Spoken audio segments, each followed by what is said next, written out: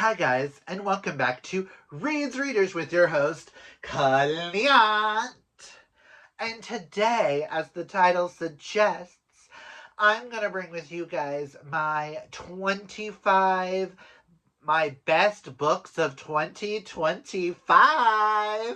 Oh my god. I cannot believe it is already 2026 that I am going to bring these 25 amazing books to you guys. I will state, if you hear anything, my laptop is on because I do have 3 that I don't physically own but need to get copies of.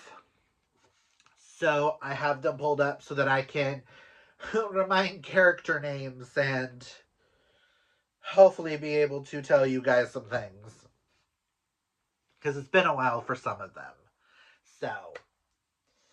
But I thought we would kick this off and go ahead and do my best 25 of 2025. Again, I know this is a really weird angle, but I really want to I was like, I'm going to start utilizing this desk to film a little bit more. I know this really isn't that bookish of a corner. Y'all really weren't seeing my books behind me much anyways. I'm still trying to figure out this bedroom. So I think we're going to see a lot of videos from this angle for a while. Just bear with me, guys. I'm trying my best here.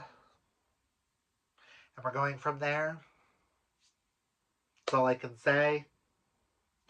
But if you see me look down, I have on my 2026 binder, I have my top 25 of 2025 here on the front. And I am excited. I think this is by far one of my favorite years that have some all-time new favorites. And every book on this list has felt like these are the books that I can't stop thinking about. I know there's a couple on here that I gave 5 stars but has now been bumped up to a 6. I can't tell you which ones those are. Actually, I could tell you one of them for sure, but I can't think of the other one. I feel like there's another one that was a 5-star but should have gotten a 6 at the time. I just can't stop thinking of these. So, let's just get into this. Do I remember when I read these? No, so I might not remember every detail of the books, but I do know these are the ones that I can't stop thinking about, the characters. Hopefully, the backs of the books and stuff have character names, because the way my brain's been a lot lately, character names have kind of gone out the window, guys. I feel like I have too much above me. So let's adjust that just a tad. Okay, that looks better. Maybe still too much above me, but hey, it's still a little bit better. So let's just get started. And in my 25th slot goes Fall for Him by Andy Burke. I really want to read more from Andy Burke. This is one of I remember reading this really early on in the year, possibly in March. But this is about Dylan and his ER nurse neighbor, Derek. The main thing I remember from this is the meet cute at the very beginning, where Dylan falls through the floor and lands on Derek's bed, legs up in the air, because of water damage. Can we say one of the greatest meet cutes I have ever read before? This was like screamed everything, and and it goes from there, of them fixing the floors with dog walking, And just the cuteness between the two. That's all I really can say. Is this is one of the most adorable romances. I don't want to give too much away except for just that. Um, and I can't wait to read more from Andy Burke in the future. I do want to read their past book. Fly with Me. Yeah, Fly with Me. And then I know Andy, she has a book coming out in the new year, or just had one come out. I think this was her 2024 book. Yes. And I know Be Tuned to Ball, because we might be reading one of Andy's in the future. For a future month. The stars with her stars in her eyes. But I loved this. This was super cute. I had to add this. This is one of those last ones that popped in my head of that meet cute and how much I just loved it. And it had to make my top. I don't know where I'm putting all these, so I'm just going to stack over here in this little lovely corner. In 24th slot goes Becoming Ted by Matt Cain. This is the second year in a row that Matt Cain has landed on this, and I'm really hoping in 2026 to read another Matt Cain, and maybe that will make it to the list too. And if it does, that will solidify Matt Cain as a auto-buy author for me. This follows Ted and Giles.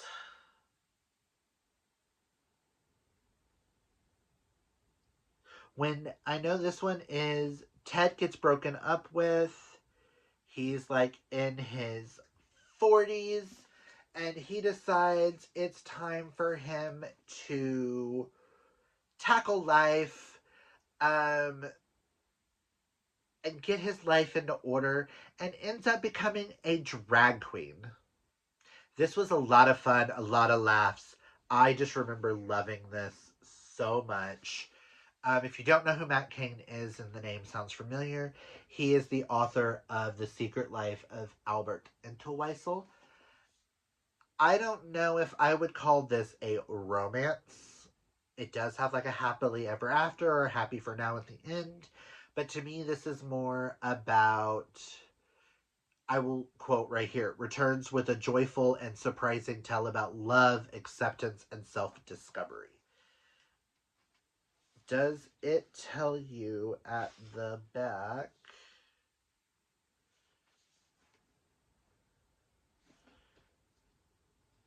Ted's drag name anywhere?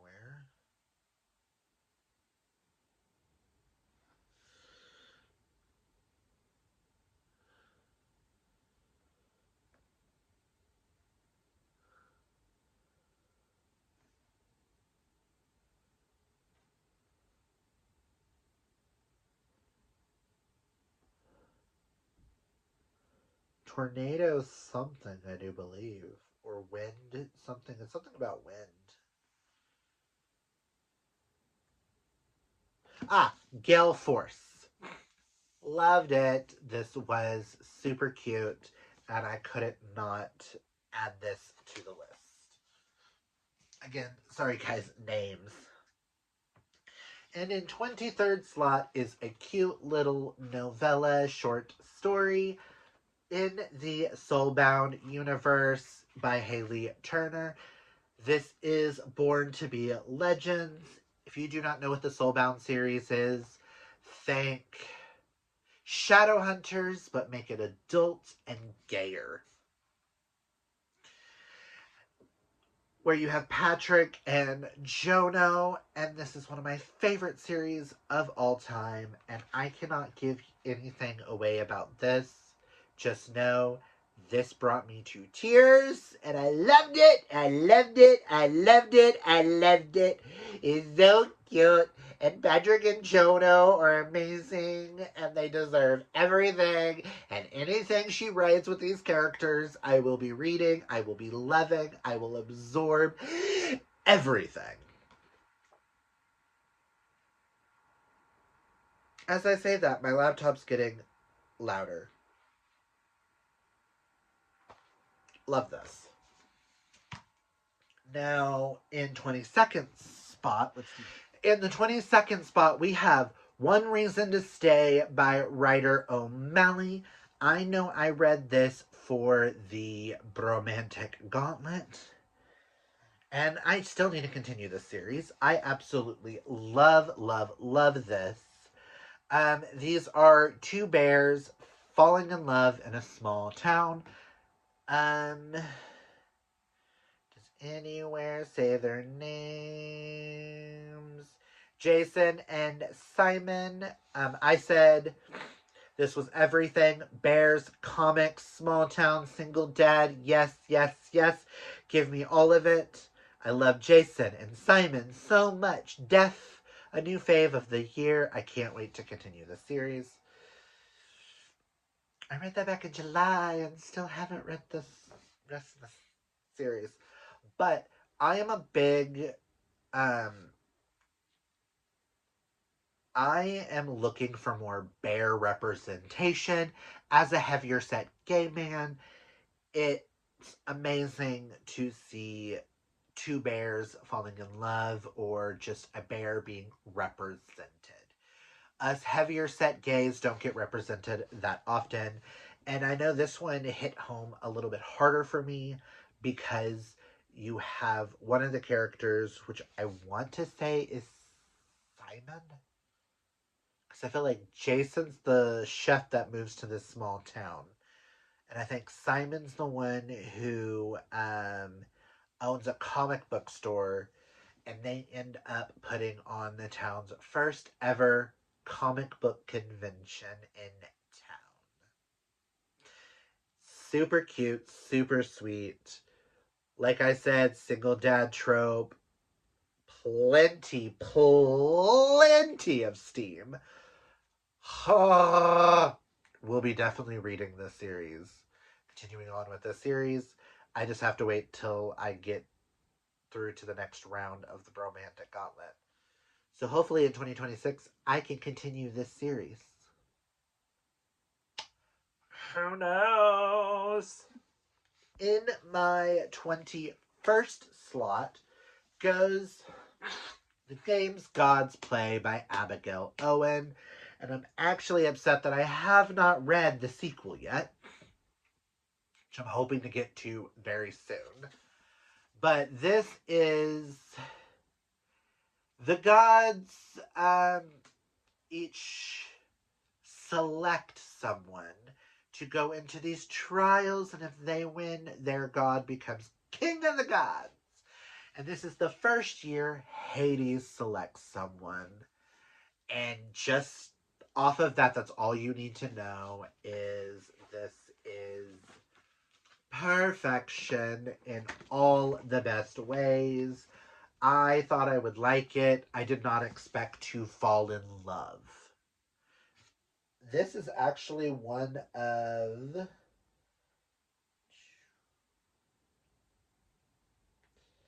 5 fantasies on this list.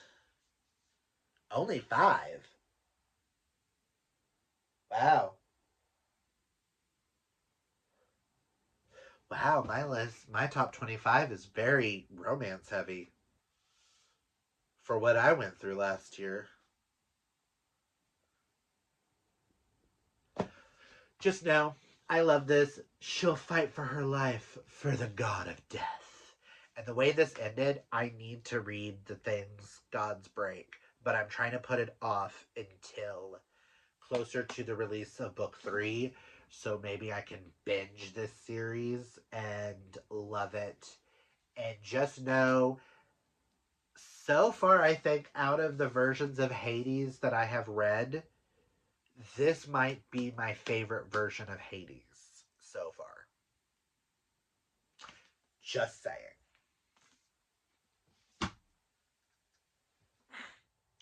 Next is another one that I don't own. In my 20th spot goes to Hold Me Under by Riley Nash. Excuse me, I don't know where these hiccups are coming from. Hold Me Under by Riley Nash. I loved this so much to the point When I read this, does Goodreads tell me when I read this? I read this back in July, and then my life kind of turned upside down. So I didn't get a chance to complete this series, but this is one of the series that I'm hoping to tackle in 2026. This book, I like this little tagline at the bottom: a gritty, emotional, epic, hate to love, slow burn with an experienced top and his bratty bottom, hurt, comfort, obsession, and healing. This is hurt comfort at its finest between Victor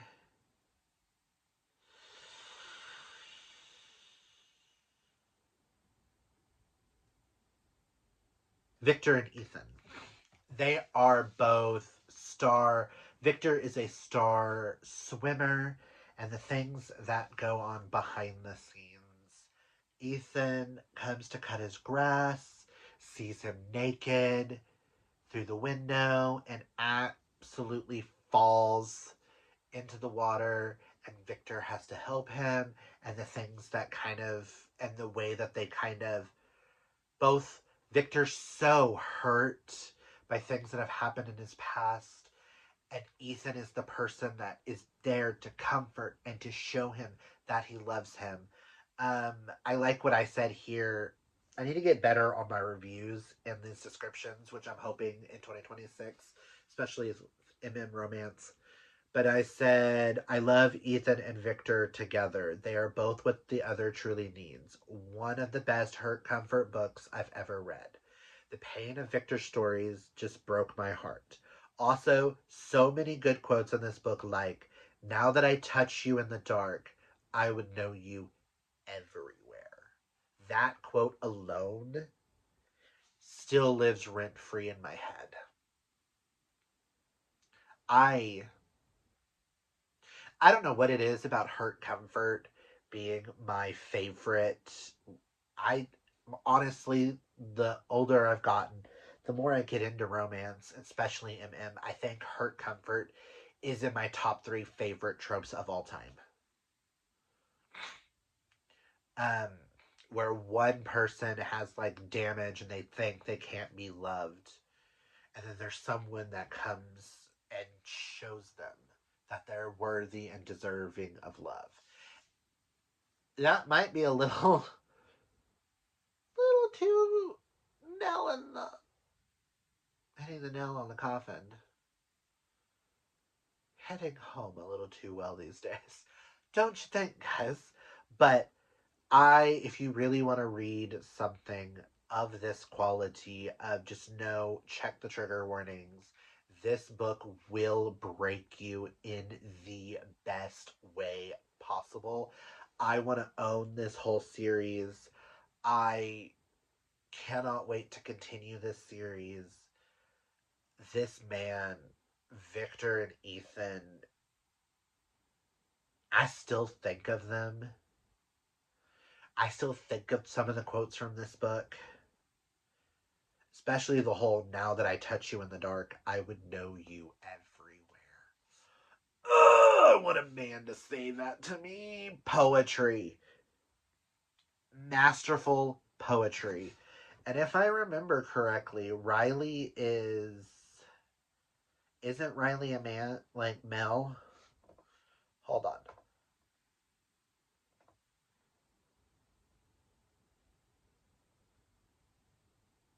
He, they, yes. So this is a MM written by a man. So that's two so far that have been written by men. Just go check this out. Just if you take this is one of those recommendations that I highly recommend. It had to go on this list.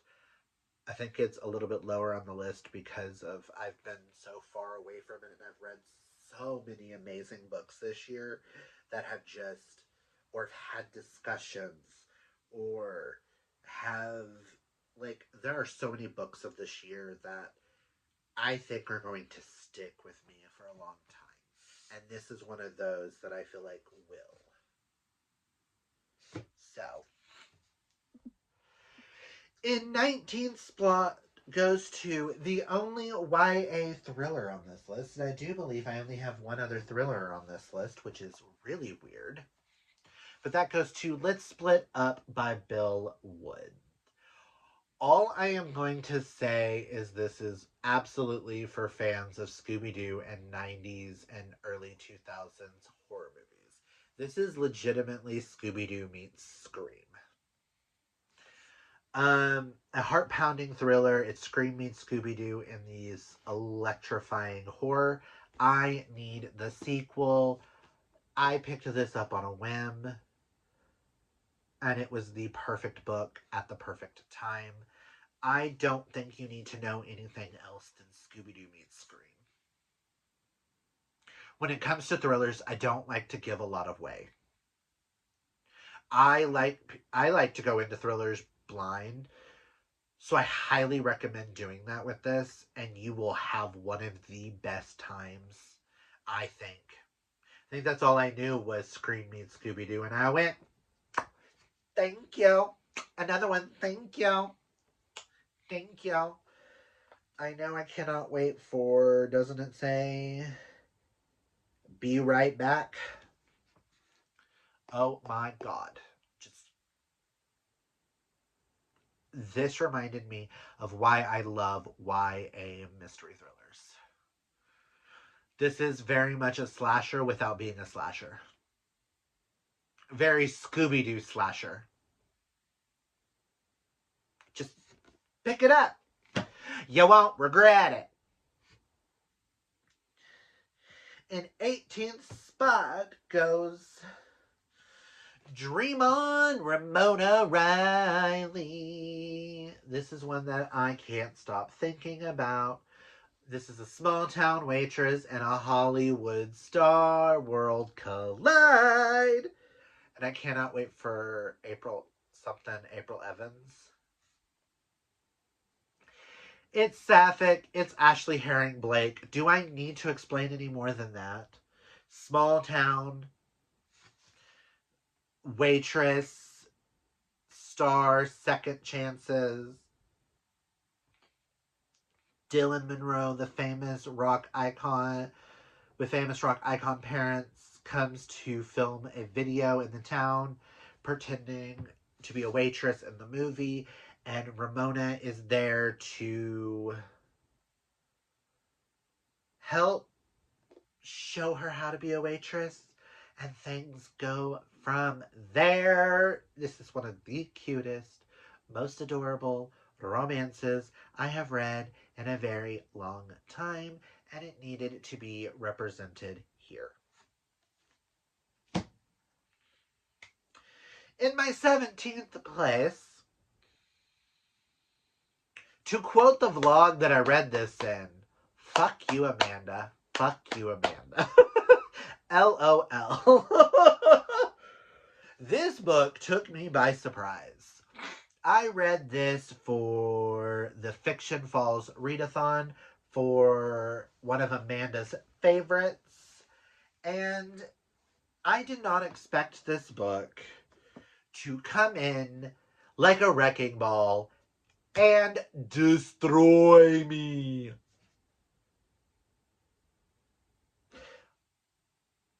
Just saying, in the future, most of these have destroyed me in the future. I think all the next ones, except for a couple, have destroyed me in the best possiblest way. But this one, I have a vlog. Go check out the vlog where I read all of my besties' faves for the readathon. But that is The Beach Trap by Allie Brady. I'm excited to check out more Allie Brady. I feel like Allie Brady is the underrated Christina Lauren. Don't quote me on that. But this is very much Parent Trap meets Flip or Flop. You have two best friends torn apart by a life-altering secret. They became best friends at summer camp and then find out they have the same father. never to be talked about again with each other until their dad dies and the dad leaves them a house. And they agree to fix it up and either sell or keep or whatever. This was phenomenal. This, on paper, should not work for me. This, on paper, should not have made me cry and bawl and scream and laugh and this book will sit with me for a very long time. This book was also, I do believe, gifted to me for my birthday from Amanda. Yeah. And this had to make the list somewhere. Again, this is a very powerful year, and I'm happy that this book could go. I feel like 17 to 10 could, or 17 to 11 could like go in any order, technically. But this is phenomenal. In my 16th slot, no shocker here by this author make an appearance. I still blame the Swoonies for getting me addicted to this author. I read this author solely for the fact that it was one of Nikki's favorites at the time. Read Part of Your World by this author. Now I will read anything this author has ever wrote. And that will go with Say You'll Remember Me, which I feel like is a song lyric, by the great Abby Jimenez. And I have the lovely Barnes & Noble's edition. It says everything starts with you and ends with you, you.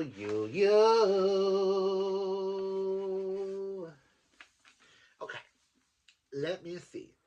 We have Xavier and Samantha.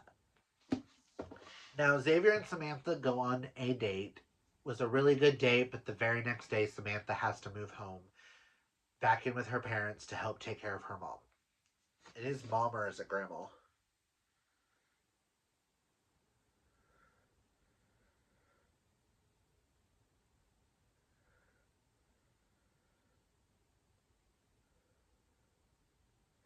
They fell hard for each other. It was perfect, but she had to go home. And the story goes off from there where they reconnect.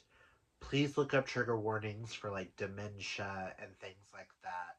This book, Abby knows how to punch you in the gut and have you coming back for more.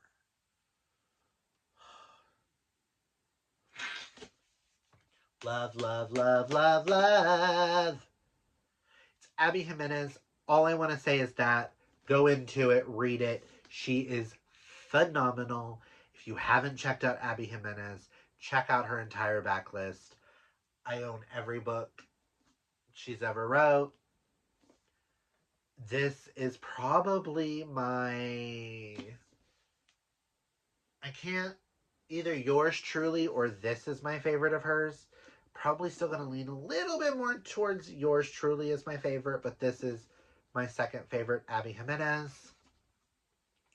I do still have one more Abby Jimenez to read, and if you guys would like me to do a ranking of how I would rank the Abby Jimenez books, let me know. I know I'm not like an expert with romance and stuff like that, but the dog. That's all I'm going to say is the dog.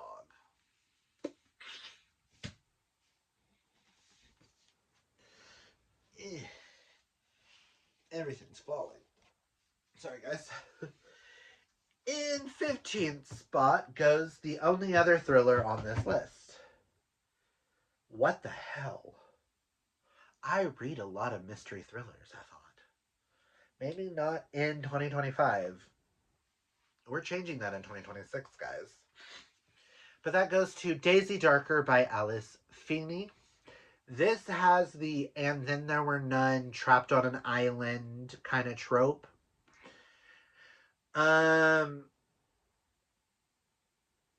it's a family reunion that leads to murder. To murder! Murder most foul! It's murder! Murder! I don't know why I'm saying that like that. This book is probably my favorite thriller of all time now. I'm flabbergasted by this twist. I still think about this book. Listen, like I said, this could be closer to top 10, but my top 10 are very solidified and have some of them have been solidified for a while. This, listen, check it out. I went into it blind, just knowing the "and then there were none" kind of trope.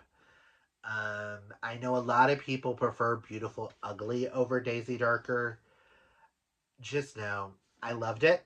Again, it's a thriller. I don't want to tell you much more, except the grandmother's about to die and asked all of her relatives to come for her 80th birthday party in the crumbling Gothic house, where once the tide rolls in, there's no way off this little peninsula that turns into an island, and the things that ensue from there. Perfection. In my 14th slot goes. I only have two Ba books on this list, and I just realized only one fiction falls. Huh. But I read this back in April, and me and Jasmine discussed this in length. I love this. This is Love and Other Disasters by Anita Kelly. Another series that I need to finish and wrap up. Read the other two books. I know this follows Delilah and London and a cooking competition. I will say, I love what it says down here. Getting distracted by a tiny and adorable tornado like Dahlia could be disastrous. Still, somewhere among the flying fish tacos, rampant egos, and culinary chaos is something that looks a lot like a delicious, spicy chemistry. Two contestants on a cooking show falling in love. Delilah and London is non binary, and I really loved seeing the non binary representation. And also did not recognize that I put this next to another non binary book. But this was phenomenal, and again, I need to continue this series. I will probably be getting the paperback edition of this to replace the Barnes and Noble so that my books can match. But I do want to read more Anita Kelly. She is an author on a list of I would like to read at least the whole series, and if I love all of them, I want to read all of her stuff. In 13th slot goes the only non-fiction on this list. Go me for having a non-fiction on the list. And that is Release the Beast by Bimini Bon Boulash. If you don't know who Bimini is, Bimini was the runner-up on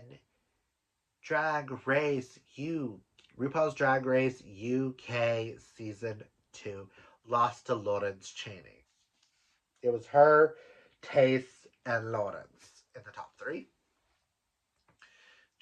Oh, wow. I totally just shaded.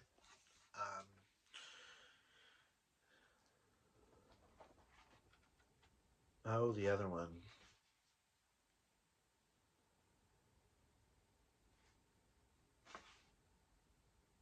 Oh, God.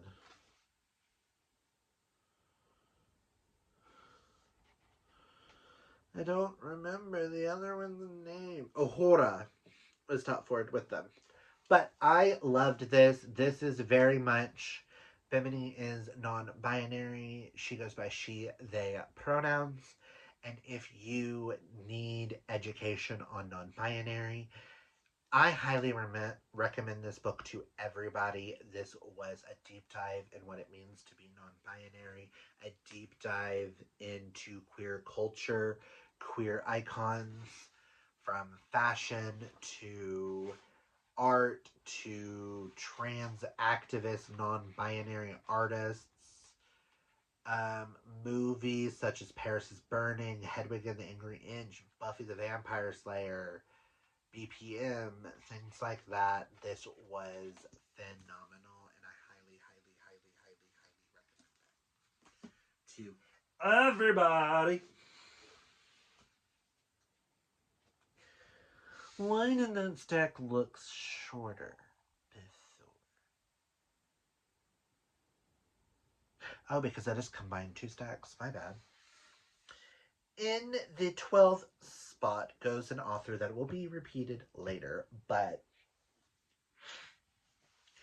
goes Celestial Bodies by Blaine Bellamy.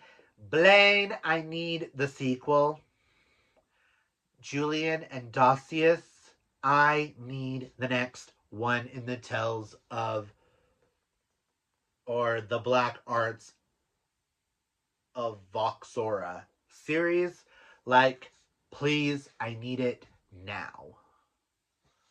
This is a world where this is like a high fantasy, urban fantasy of two dueling kingdoms, Lapstira and Rugaria. And the Prince of Lapsteria is Prince Julian. He has the worst father imaginable. It's also illegal to be gay in Lapsteria, and all the men in Lapsteria can control the wind. And in Rugaria, all the men can transform into animals. And in between these two places is a place called Cupador. In between. And that is where Julian meets a lion shifter cadet named Dosius, and he lies about who he is. And the story goes from there as their cute little romance. Also, Julian can't control the wind. So he's like an embarrassment to his father. And like, so he runs away to Cupador with his best friend. Then they meet Dosius and he falls in love, even though he's betrothed to a woman from the kingdom of Calagon. Ugh, just, I love this so much. Love Julian and Dosius. They are my boys. And I need more. Another book that is MM written by a queer male. And in the 11th slot, which I thought this would have made it a little bit higher on the list, but I have read some things that I just can't simply get out of my brain. So in the 11th slot goes the one swoony reader's book, which I ended up loving and others did not. So this one might not work for everyone. But that is Bet on It by Jody Slaughter. This is basically small town, friends to lovers, sex bet while playing bingo with old people. Between Aja and Walker. Aja moves to this small town because she has all these problems and she works from home and wanted to move somewhere quiet. And Walker is there in town, in this small town of Greenbelt, to help his great aunt or his grandma, who fell and broke her arm, and he is there helping her out. And the two spark up a friendship that leads to more. While they're making a bet while playing Whoever wins a bingo gets what they want sexually. I fucking loved this. There's a scene in here with Walker. I don't want to say too much, but he's on the phone, and I literally was shaking because I related to him so hardcore in that moment of knowing he may never get a conversation. And I still think about that scene to this day. So, yes, my 11th slot goes to Bet on It. Now, my 10th slot is taken up by a 5-book series. Now, these books are out of order. They're stacked in the order of how I like them. But I read this during the Swoonathon, and I read book 1 not realizing I was going to plow through the entirety of the series in a week. And I owned book 1, but Amanda sent me 2 of them, and Liz sent me the other 2, which to me makes these books, not only did I love them as much as I did, which shocked the hell out of me. Who knew cowboy romance would be my thing, which you'll see another one pop up here in a little bit. This series means a lot to me, and knowing that 2 of my online, one of my besties, and another person who is such a dear person to my heart, who has become one of the besties with us, who is always there for all of us. This just warms my heart knowing I have these. So this felt fitting. I don't really put a lot of times in my best books a full series, so I thought it was fitting to separate the 2 of my bottom 15 and my top 10 of the, it's the in the top 9 and then the bottom 15 of my top 25. But that goes to the Chestnut Springs. Yes. Chestnut Springs series by Elsie Silver, which starts with Flawless, which is sadly my least fave in the series, couple-wise. And then we have, which Flawless follows Rhett and Summer, and this is bull riding, and his babysitter, Summer, professional bull rider with a babysitter, fall in love. Then you have Heartless, which follows Cade and Willa. Willa is Summer's best friend and is hired as the nanny. Followed by Reckless, which is Theo and Winter's book. Winter is Silver's Summer's sister. Surprise pregnancy romance. Then you have my boy Jasper and his best friend Sloane. Jasper is best friends with the Eaton family. And 2 childhood best friends, 2 broken hearts, 1 impromptu road trip, hockey player, ballerina, which I let Jasmine have Jasper because I then read Beau's book. Beau and Bailey. Bailey is from the Eatons, like rival family in this small town. But Beau is my boy. Again, I like hurt comfort. Beau is this handsome military boy with a tortured past who thinks he cannot be loved. And Bailey comes in and proves him wrong. Oh, I love me some Hurt Comfort. Prime example, I don't like it just an MM. Hurt Comfort, give it to me now. But yes, I have such fond memories of this series. I still think about this series to this day. This has become one of my favorite series of all time now. I am hoping to plan to read Elsie's other two series this year. Um, I know I'm buddy reading the first one to the series that goes prior to this in February, so I'm hoping to get to all of them. And I don't have a lot of romance authors that aren't MM that mean a lot to me, or a bunch of like non queer romances that really hit me home and I think about on the daily. I think about the Eaton family more than I should. And I'm excited to be introduced to more of Elsie Silver.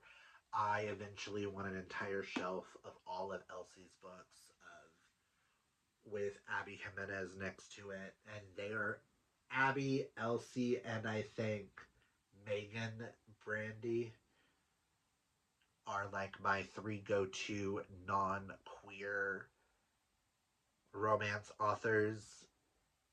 And then my YA one would go to Lynn Painter. Oh, and then Lucy Score, I'm slowly getting into her too. I love small town. I apparently love me some cowboys, Hurt Comfort. I devoured this, and this was the greatest decision of my life, was to pick up Flawless. And I picked up Flawless because I knew my gal Karina loved it. Found it at Vintage Stock in Yukon for like, I think it was like, I got it for like $5-6. And I was like, okay, I can give Flawless a try. On paper, I don't think it's going to be for me. Little did I know, I was then going to read the rest back to back to back to back to back. And I don't do that often. I usually like to savor my series, read other books, and read one each month. No, I devoured this back to back to back to back to back.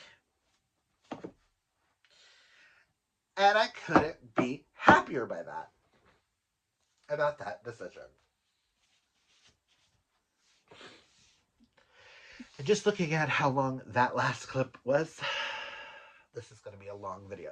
Now, this is the last one that I do not own. In number 9 slot goes Learning Curves by Rachel Lacey. We all know I'm a huge Rachel Lacey fan. I was so excited for this book. This follows Audrey Lind and Dr. Michelle Thompson, where Audrey returns to her college to become an art professor in pottery and reconnects with her favorite teacher, which she pined off for, and they slowly become friends. And just, will they, won't they romance with a bright young teacher reconnecting with the jaded professor, the grumpy sunshine of it all. There's a pottery scene that is hotter than I don't know what else I've read this year. It was so hot, so sexy, so perfect. These women are amazing. Like, I can't. I think about that pottery scene, very ghost oriented.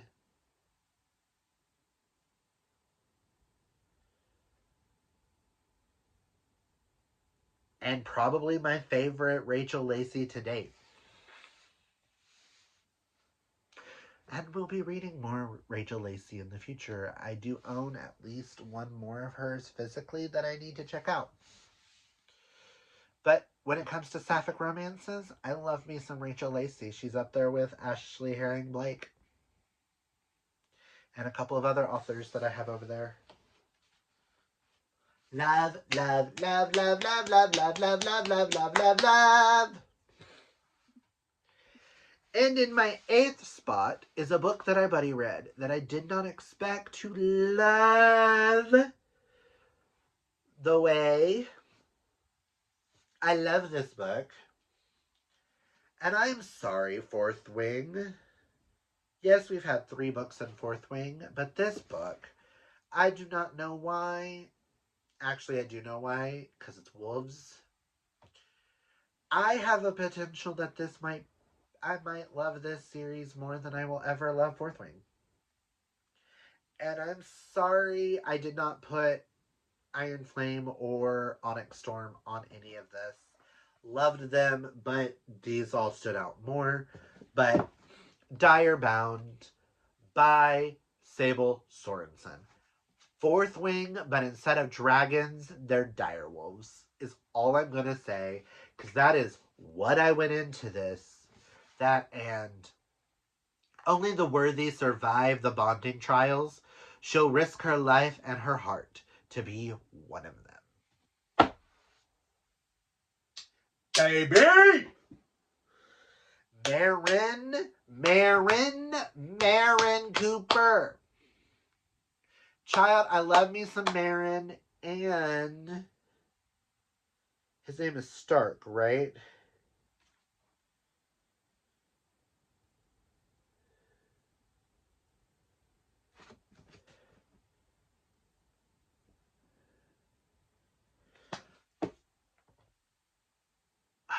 And then Stark, I love him as a character, just saying. I don't want to give too much away. Just know I need Fury Bound yesterday, and it doesn't come out until May. We'll be rereading this in April, so I can devour Fury Bound in May. Just saying. Also, because I'm done with the ones I don't have, I'll shut that so that'll shush. In 7th spot, I read this for my first ever in-person book club. I did not expect to love this as much as I love this. And listen, I thought going into this was going to be some cutesy rom-com with witches. Did not expect to be sucked into a world of beautiful imagination, of magic systems that are so intricate and so unique. And I just want to know more about these families. I have already read book 2, and in January I'm going to be reading book 3, but that is Payback's a Witch by Lana Harper. This is John Tucker Must Die But with Witches. Sapphic witches at that. This follows Emmy Harlow and Talia Avramov. This is a world where there are 4 families. Emmy left Thistle Grove because of something that a guy did. She was already talking about leaving, but she left earlier than she wanted to. She comes home because they're about to be the trials of the 4 families, or 3 of the families, and she has to be the scion for the Harlow family, which means she's basically the person that gives out the challenges. The Harlow families, they basically they write down everything, and they're basically the town when it comes to their magic. You have the Avramovs, which do like necromancy. You have the Thorns, which give you plant magic and stuff like that. And then you have the Blackmores, which are just overall magic. Now, Emmy comes home and finds out that it is Gareth, right? Gareth Blackmore, the man who broke her heart, just fucked over her best friend, Lyndon Thorne, by cheating on Lyndon with Talia Avramov. Talia wasn't really interested in him that much. She was just a fun time, having some sex. Did not know he was in a relationship with Lyndon. Now she's pissed off. And the three people that are joining as the scions of their family are Lyndon's twin brother Rowan for the Thorne family, Talia for the Avermont family, and Gareth will be entering the trials for the Blackmores. Now, the girls decide to team up and make it where the Blackmores cannot win the magic. Whoever wins this trial is the family that gets magic, like the most magic and the most like everything for the next, like, I think, 100 years. And then the story goes from there. That's all I'm gonna say. The romance between Emmy and Talia. Ugh! I love this. I love this world. And I cannot wait. I'm to the character that I want to read. I will be reading this month. Probably the next book after I finish the one that I'm reading will probably be the next one in this. Child, you do not understand. This series, I apparently needed a new witch series to devour. Okay, next in sixth spot, which could have made my top five. Now, okay, my top six. Five and six could be interchangeable. Both of them I kind of put at the same level. But in sixth spot, I placed the only Ba book on this list. I read this back in February, and we read this for asexual representation, and Mandy joined us, and it was probably by far one of the best discussions I have ever had in a book discussion for a book club. And it's very much, I will always reference that live show as this is what I want Ba to turn into. But that goes to The Romantic Agenda by Claire Kahn. Funny, I'm reading a Claire Kahn right now. But this follows Joy, who is 30, flirty, and asexual, who's always been in love with her best friend Malcolm, who invites her on this summer vacation trip. Is it the summer? I want to say this summer, this weekend getaway, so he can get to know Summer. And Summer's bringing along Felix. Ugh, Felix. Felix is top tier of all the book boyfriends and stuff of Ba this year. Felix is top tier. But basically, this is Joy is in love with Malcolm. Malcolm wants to date Summer. Summer is in love with Love. And Fox is Summer's ex-boyfriend. And Fox and Joy fake falling for each other and then really fall for each other. And the discussions of asexuality with Joy and Malcolm both being asexual are some of the best queer conversations I have ever read in a book. I highly recommend this. And Felix and Joy are perfection. Matter of fact, this is my highest male-female couple. I have 3 or 4 MMs coming up, and one that is on there not because of a relationship. This, listen, check it out. And in 5th place, which could be interchanged with the other, I read this on my Kindle as a recommendation from my friend Sam. She said that she fell in love with this, and I had been looking for more cowboys, but I wanted queer cowboys. This I would label as a dark romance. This is by far one of the best hurt comfort I think I have ever read. I have one more hurt comfort on this list. That's a little bit higher, but Burned and Bound. This follows West and Jackson. Please look up trigger warnings. Both families own this farm with the horses and all this other stuff. And Wes comes home one day and confesses, oh, he's in love with Jackson. And his father beats him to high heaven. So West runs away. Then West gets in trouble, goes to jail, and in jail, some horrendous, horrible, nasty things happen to him in jail, which have really put him in one of the darkest head spaces I have ever seen. Now, he hasn't talked to Jackson for years. Does this say how many years? Because I know he was like 14 when he ran away from home, and then I think it's been like 10 years. Um, his dad passes away, and his dad's part of the farm goes to him.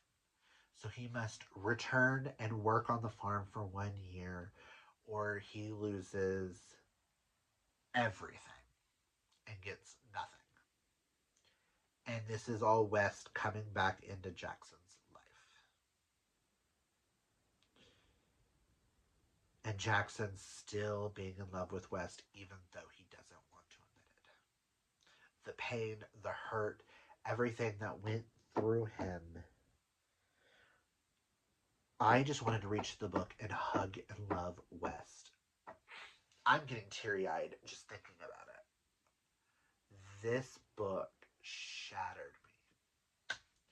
This is Burned and Bound by A. Winchester. I do want to get the other edition. This is by far one of my favorite standalone MM romances I have ever read.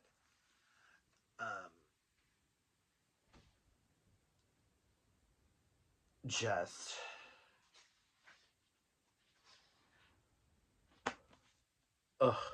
check it out. I have to pause for a second. Sorry if the angle changed. I got a text message and I needed to cry for a second.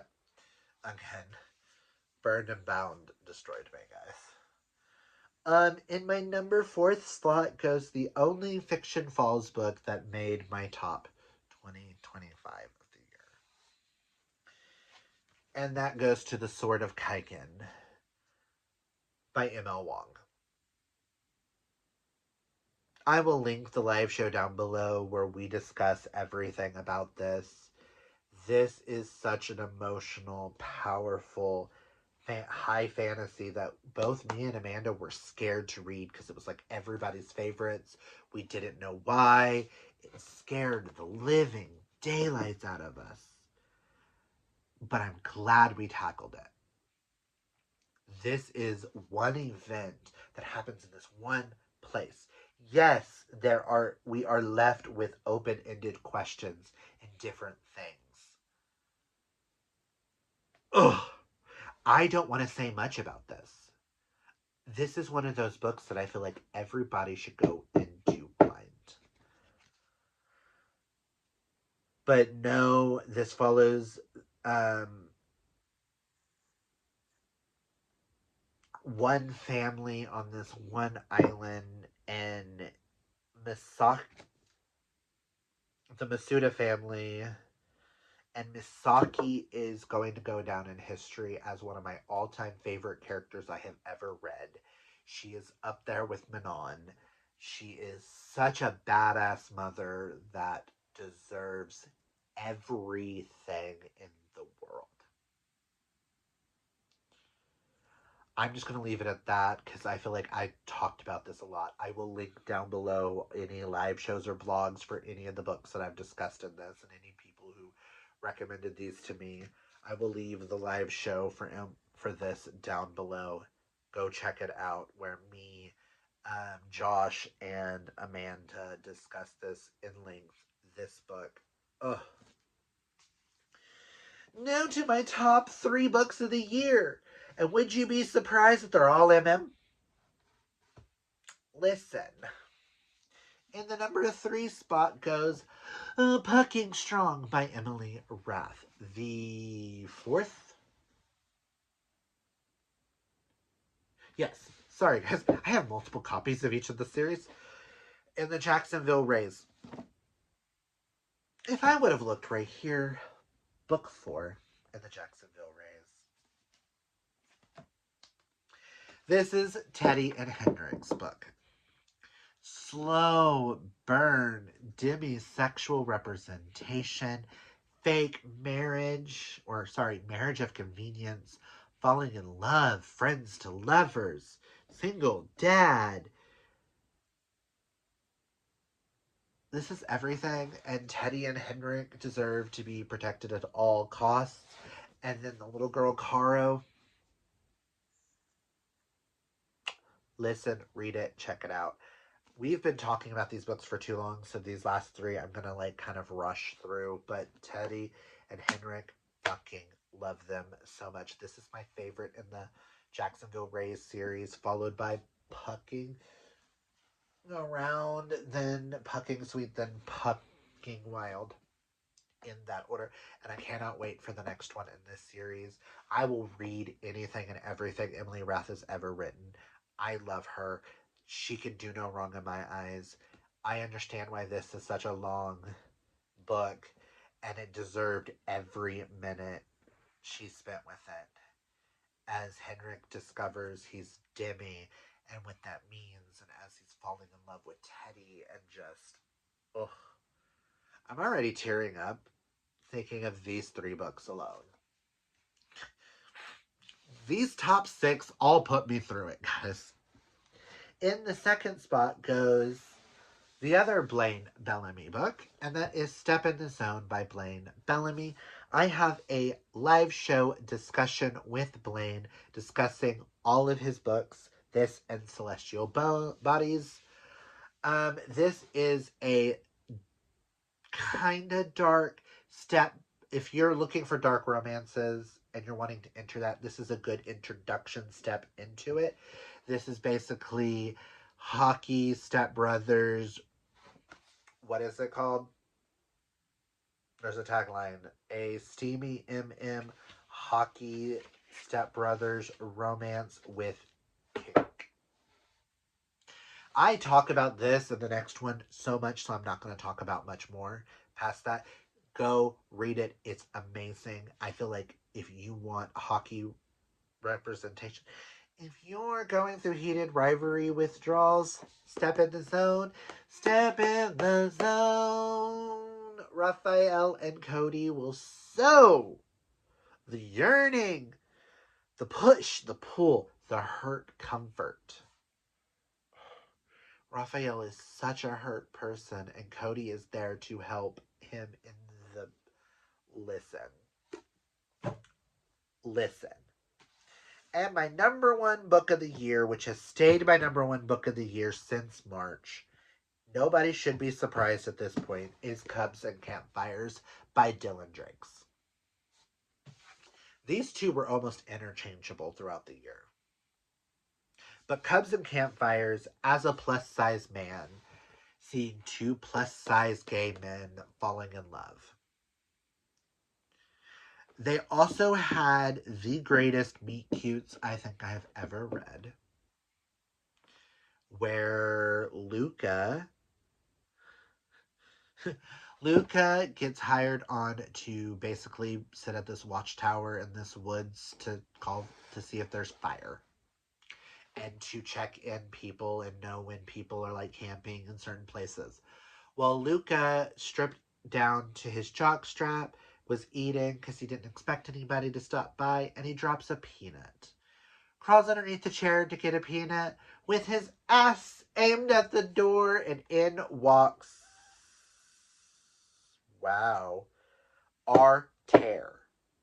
I almost said Alistair, and I knew that was wrong, but Tear, who gets an eye full of his rosebud. Listen, Linda. Listen. And then Cody goes... Cody? That's Step in the Zone. Luca goes for a walk later on. And his second meet cute with Artair. Artair is in a man-made steam room that he built, butt-ass naked with a heart on. And Luca walks in on that. The best meet cutes ever. Both these books were written by queer men that, if you are not following them on social media, check them out. Blaine and Dylan are two of the greatest human beings that I have seen on the internet in a long while. That I'm in awe of them, and they inspire me. I would love to be writers like them one day. Um, Again, plus size representation. This is the first time I had ever seen a plus size man, two of them, and it not be part of the storyline. They're like, damn, I know I'm sexy because I'm plus size. I can do things that the skinny guys can't. You do not know what the power of this did to me. The second book in this series has one of the hottest jack-off scenes I've ever read. These are my prime examples of why I feel like more people who love MM need to read MM written by men that was written by men for men. Because it's just authentically gay. In the best possiblest way. It's the best way I can put it. These are why I started my MM romance talk projects, which I'm hoping for in 2026 to get a lot more into. But I've been rambling on about all 25 of these books. I need to put these away, edit this, and get this posted for you guys. So comment down below and let me know. Have you read any of these? Did I inspire you to pick up any of these? Let me know down below. Yeah. So that's all I've got for you guys. This was the best way to end off this 2025 content. And I am hoping that we can make 2026 the best year ever. I need it. I need the best year of my life. After the shit that happened at the end of 2025, this brings me joy seeing these amazing books and why these books stood out so hard for me. These helped me through some of the worst times. Thinking of these books, loving these books, helped me throughout this year. So again, let's make 2026 the best year ever! But that's all I've got for you guys. If you like this video, hit that thumbs up. If you're new, hit that subscribe. And until next time, guys, embrace your inner rainbow. Take care of your mental health. Hydrate or mummify. And I hope you have a fabulously gay day, month, year, whatever it is. I hope it's fabulously gay. Until next time, bye!